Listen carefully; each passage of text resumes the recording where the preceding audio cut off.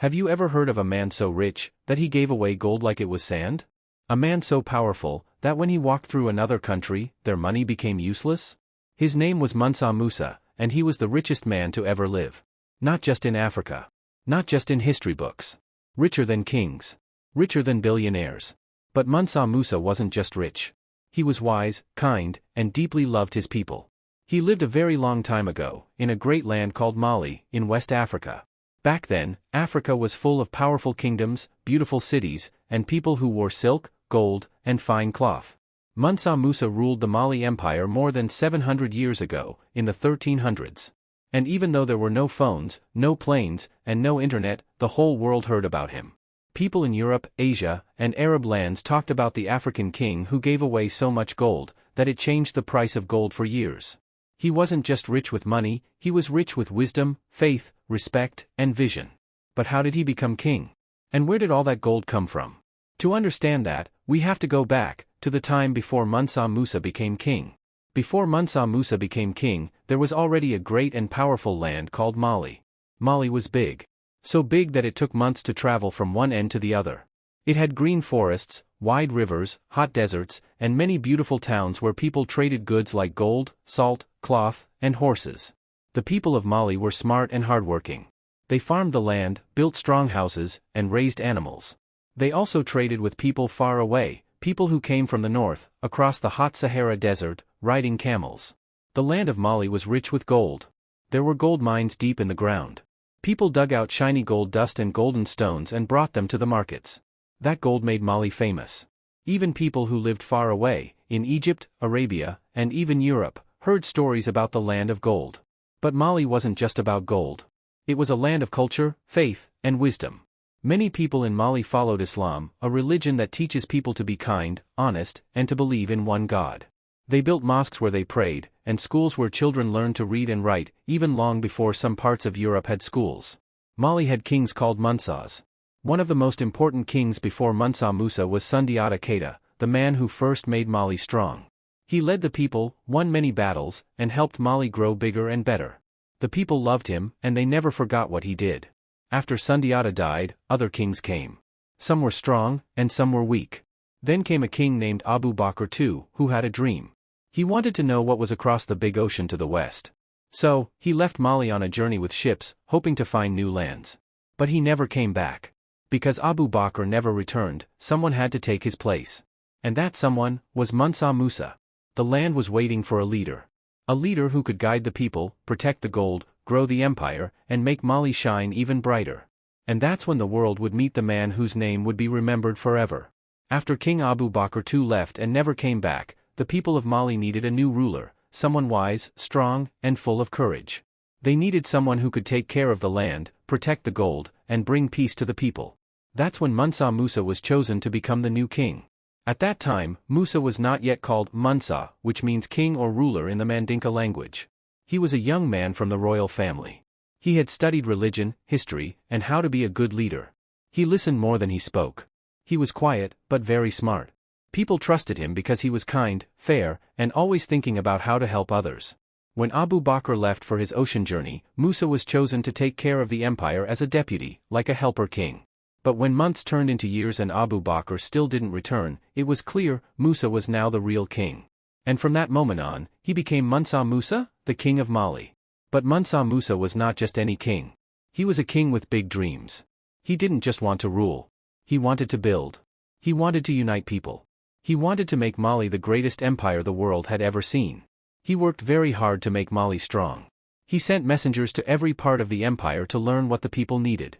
He made sure that the laws were fair, that the markets were safe, and that children could learn. He also built friendships with other African kingdoms. Instead of going to war all the time, he made peace with many places and welcomed people who wanted to live in Mali. But when enemies tried to attack, Mansa Musa did not hide. He was brave. He had a strong army, and he made sure his soldiers were ready to protect the land, the people, and the gold mines. Under his rule, the empire grew bigger than ever before. It stretched far across West Africa, across forests, rivers, towns, and deserts. People from other lands wanted to live in Mali because it was safe, rich, and full of opportunity. But what made Mansa Musa even more special was not just his power, it was his faith. Mansa Musa was a Muslim, and he followed the teachings of Islam with all his heart. He prayed, he fasted, and he gave to the poor.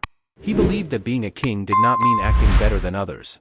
It meant serving the people, and always remembering that all power comes from God. As the empire grew, so did Mansa Musa's reputation. People began to whisper his name in faraway places. They had heard stories of a king in Africa who ruled a land full of gold, wisdom, and peace. But Mansa Musa didn't care about fame. He had something else in mind. A journey. A holy journey. A journey that would shock the world. But before that journey begins, the world must first understand how Mali became the richest empire on earth. And how Mansa Musa's gold came to shine brighter than any crown. Now that Mansa Musa was king, the world started to hear stories about his amazing riches. Some people didn't believe it. They said, no man can be that rich. But the stories were true. Mansa Musa was the richest man who ever lived. But how did he become so rich? Where did all that money come from? Was there a magic treasure chest somewhere? No. It was not magic. It was something better, Africa's land. The land of Mali was filled with gold. Not just small pieces, a lot of gold, deep in the ground. In fact, Mali had so much gold that it was one of the main places in the whole world where gold came from at that time. In the south of the empire, there were places called Bambuk and Wangara. These places had gold mines, big holes in the ground where people worked to dig out gold dust and gold nuggets. The gold was shiny, heavy, and very valuable. Men would dig all day under the hot sun. They used simple tools, and it was hard work. But every handful of earth they lifted had gold inside.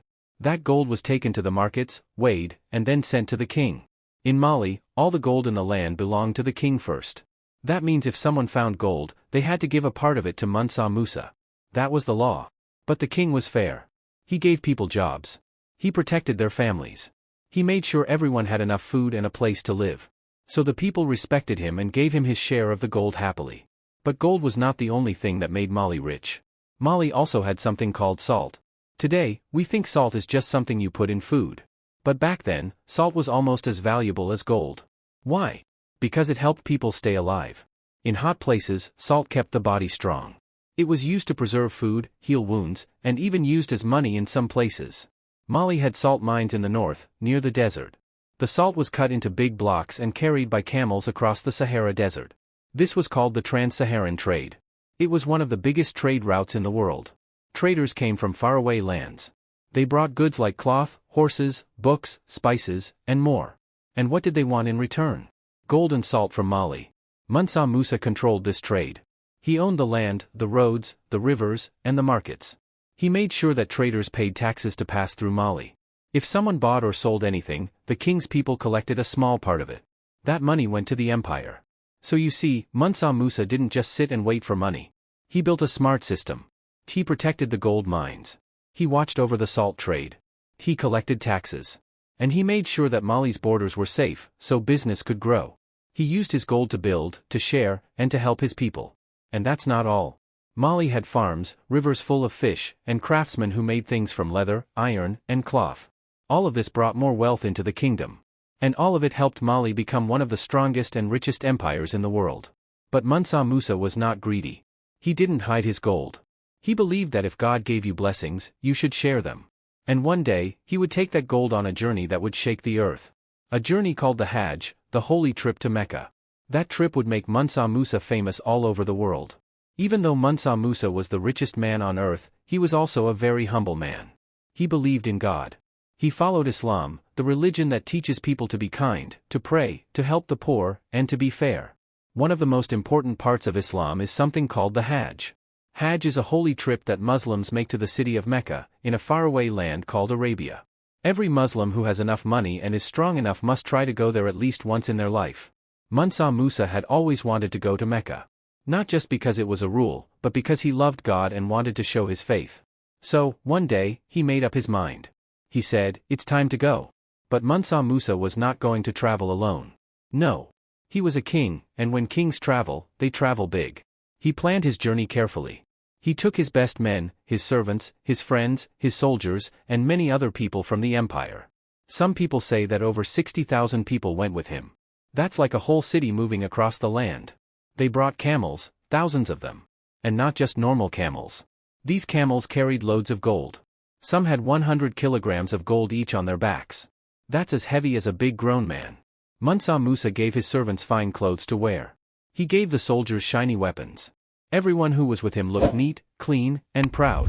They were not going as beggars. They were going as people of honor, to show the world what Mali was made of. The trip from Mali to Mecca was very long and hard. They had to cross the Sahara Desert, where the sun was hot and the sand stretched for miles. But Mansa Musa didn't give up. He kept going, step by step, stopping in cities along the way. One of the most famous cities he stopped in was Cairo, the capital of Egypt. And this is where the world began to talk. When Mansa Musa arrived in Cairo, the people had never seen anything like it. They were shocked. He brought so much gold, he gave it out to the poor, to the traders, to the people in need.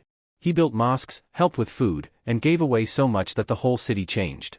People were happy at first, but then something strange happened. Because there was so much gold being given away, the price of gold dropped. That means gold was no longer rare in Cairo, it was everywhere. And when something becomes too common, it loses value. This caused money problems for years after he left. That's how powerful Mansa Musa's gold was. From Cairo, he continued his journey to Mecca. When he got there, he prayed, worshipped, and followed every part of the holy trip just like a humble servant of God. He didn't act like he was better than others. Even with all his gold, he remembered he was just a man before God. On the way back home, Mansa Musa didn't come back empty-handed. No. He brought with him new ideas, smart scholars, architects, and teachers.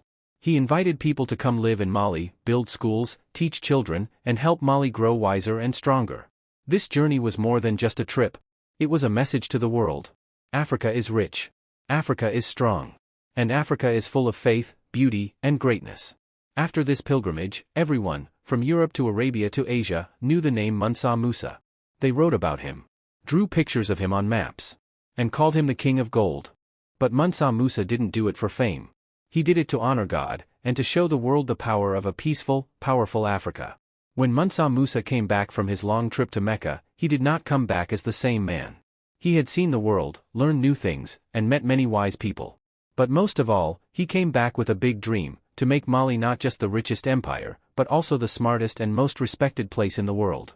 He wanted his people to have more than gold. He wanted them to have knowledge. So, the first thing Mansa Musa did was to start building. He built mosques, where people could pray. He built schools, where children and adults could learn. He built libraries, filled with books about science, math, history, and faith. One of the most special cities in his empire was called Timbuktu. Before, it was just a small trading town. But Mansa Musa changed it. He turned Timbuktu into a great center of learning. People from faraway places came there just to study and teach. He brought back teachers and builders from places like Egypt, Arabia, and North Africa. One of the people he brought was a famous architect who helped him build the beautiful Jingareber Mosque in Timbuktu, and that mosque is still standing today. Mansa Musa told his people, gold will not last forever. But wisdom and faith will last for generations. So, he made sure that learning became a treasure in Mali, just like gold. He also made rules to help the land stay peaceful. He wanted justice, that means people had to be treated fairly, no matter how rich or poor they were. If someone broke the law, they were punished. But if someone was honest and kind, they were protected. Mansa Musa gave money to the poor, helped farmers grow more food, and made roads better so traders and travelers could move safely across the land. He didn't keep all his riches for himself. He shared. And because of that, the people loved him deeply.